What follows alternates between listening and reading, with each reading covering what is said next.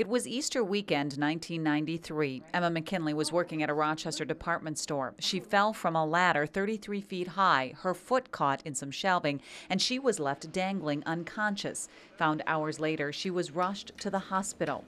Some might say she was lucky she survived. In the very beginning, my thoughts were, that this will heal in a couple months. But it didn't. Ema's injured foot was attacked by a condition known as RSD, reflex sympathetic dystrophy. For Ema, the complications included severe widespread pain, disability, and skin problems. The pain was really bad with those sores.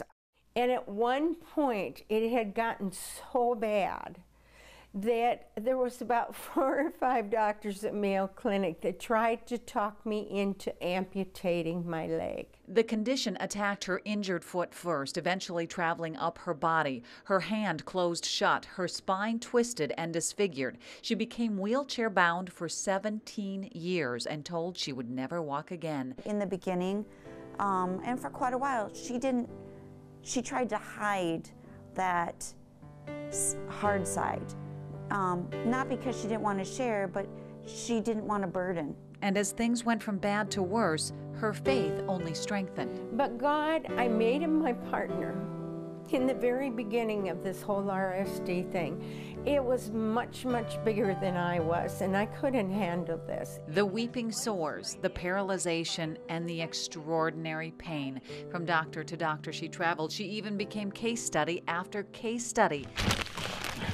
To cope, she was put on a sea of drugs, including 2,000 milligrams of morphine daily. And one doctor even said to me, he said, "Ema, you mean to tell me you wouldn't amputate that leg to save your life?" And I said, no. Because if my God was going to allow me to have blood clots, 3 kinds of infections, and doctors wanting to amputate that leg, if the Lord was going to allow it to get that bad and that far, that's fine, I'll go home. The Lord's just going to take me home. She didn't eat for years. Protein shakes and liquids were her diet. She never slept. After 60 to 70 hours, her body eventually shut down for 3 to 4 hours at a time. For 17 years, this was Ema's life. God remained her constant companion, and death she never feared. I never have been bitter. I never have been angry, because at the illness in itself, or even God.